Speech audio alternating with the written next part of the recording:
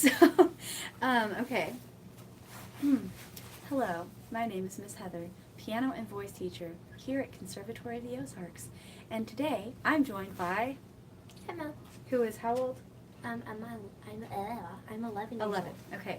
So today we're going to talk about an exercise you've already been doing and some ideas we've already talked about a little bit, but I'm just going to pretend we never have because I don't remember for sure what all I've said. And this is a complicated concept anyway, so probably need to hear it again either way.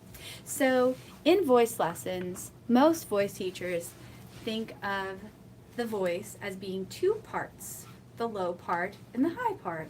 And the low part, some people call the chest voice, some people call the lower register, and then the upper part, some people will call the upper register or the head voice or the high voice.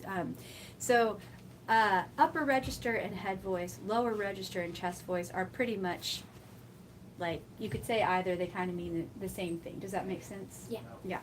And so we can sing with our chest voice, and it sounds like this. Like a low pitched sound. Could you sing a chest voice note, Gemma? Yeah. And so this term, the reason it's called chest voice, some teachers don't like to use the term chest voice because it's not a scientific term. But the pedagogy, or way we teach, that's what pedagogy means. So the way we teach voice was developed at a time when we did not know much about the human body, like where bones were or where muscles were or how anything worked in the body, right? Like science was pretty like a new thing at that point. So all they were doing is labeling things they noticed. So they noticed if I sing a low pitch with my chest voice, I can feel vibrations here in my chest. Try it. Put your hands there and see. And they're like, oh, I guess that voice is coming from the chest. So it's chest voice. Makes sense. And head voice, if you put your hand here, this is much more subtle, but you can kind of feel, woo!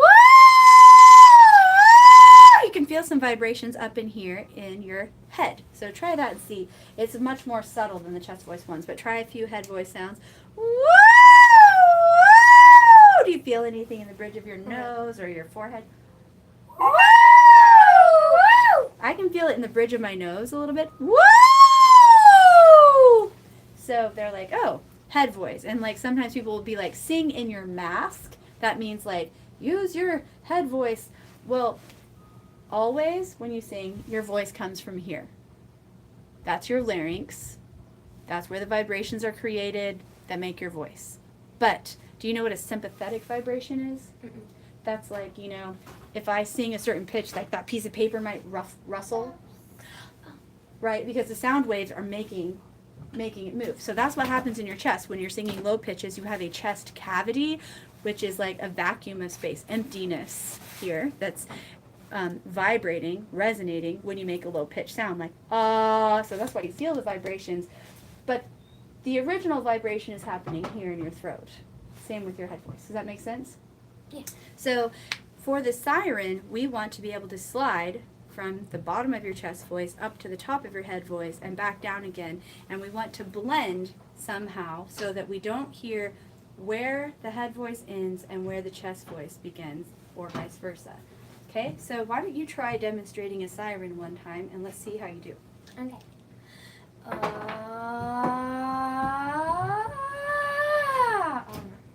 Did you hear your break? Yeah, I did. Yeah. And so we want to learn to blend the two registers together somehow, which is really hard to do. But I'm going to tell you one mental game I play with myself to try to help myself blend.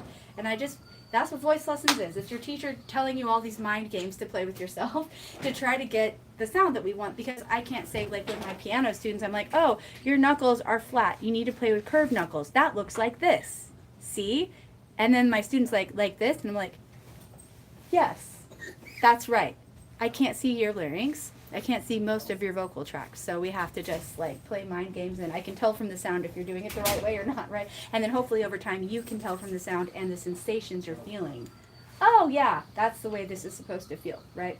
So when I'm trying to blend, have you ever seen those things? It's like a tube, and like there's liquid up here that's one color, like maybe pink, and then down here there's liquid and maybe it's blue, and they're separate, like maybe one's oil and one's water, and then like you flip them.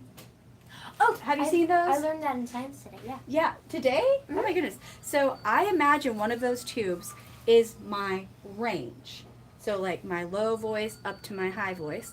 And I imagine when I'm going up, blue to pink, that's what I always picture. It doesn't have to be this way, but I picture that I'm trying to like swirl, like with if I had like a whisk or something, or a spoon, I'm like trying to swirl some of the pink head voice that's like a lighter color down into the chest voice. Like, so I see like a swirl of pink going down into the blue.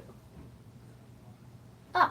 But like, that's like in my mind what the sound looks like. Does that make any sense at all? Yeah, it does. So I'm like trying to blend my head voice. I'm trying to like mix it down into my chest voice as soon as I can. So as I'm going up, I'm immediately like, oh, can I mix some of the head voice in? And then on the way down, it's the opposite. I'm like, can I blend from down here? Can I like blend up some of the low, darker chest voice sounds?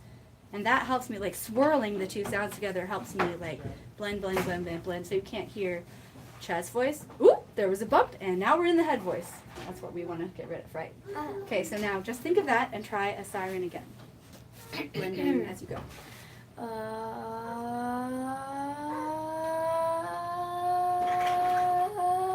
You felt it. I heard it. Do it again. Keep going. The first one was better because you were really listening. You stopped and didn't get all the way up, but like what you were doing was better. Because when you get to that part where you hear like, oh no, what do I do? Right? You can feel like I've reached the end of this and there's like a ceiling here and somehow I have to like get up over the top of it. We want to slow down, which means you go up more slowly instead of going fast. So you have time to blend. So slow down and lighten up, which you could maybe think of as being a little softer with your volume, or I think of lightening as adding more of the head voice in, which is like a lighter color or a brighter color. So slow down and lighten up to get over the bump with a blend instead of a bump. Okay. Okay, so try again and just think of those thoughts. We'll see what happens.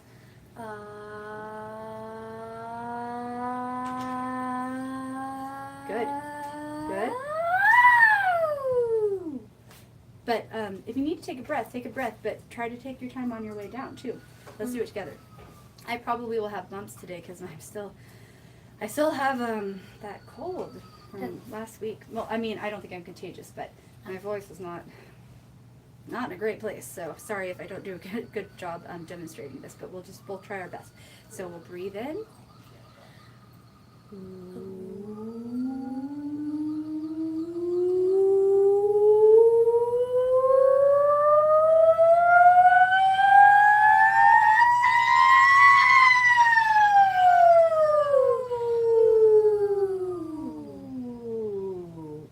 So see how like I really took a long time, like sort of, yeah. So now try by yourself one more time. Okay. Oh, whoopsies. How do you bring the air in? Open to let the air in. Not through your nose, through your mouth, always. Okay. So do you hear how you sort of sound like you're gasping like this? Yeah. So try opening to let the air in. Okay.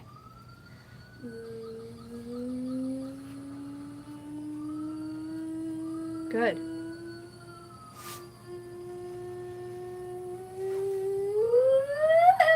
Take a breath and then take your time coming back down. Slow. Swirl up the chest voice. Ooh. The way down was really splendid. Did you hear that? Mm-hmm. So I'll add this to your playlist. Try to listen to this like one time before your next lesson at least. All right. And like you can siren along with yourself or with me, but some of it don't siren, listen. Because if you listen to this recording after, you'll hear things you aren't hearing right now. I guarantee it. Especially after you've like gone to sleep and you kind of thought about this not like consciously, but you know, it might go through your mind a little bit after your lesson. And then if you listen to this on a different day in the recording, you'll hear like, oh, I see what she meant. Like you'll hear it in a new way. Okay, so do you think you could try to do that? And then just keep trying the siren. Okay. Yeah, it's just, this is a thing, it's not like turning on a light switch. It's like building a brick wall, like layer, layer, layer. Takes a long time, not an instant. So don't feel frustrated if you can't find the blend right away, because it will not happen right away. It almost never does. So yeah, but great job. Okay, so let's try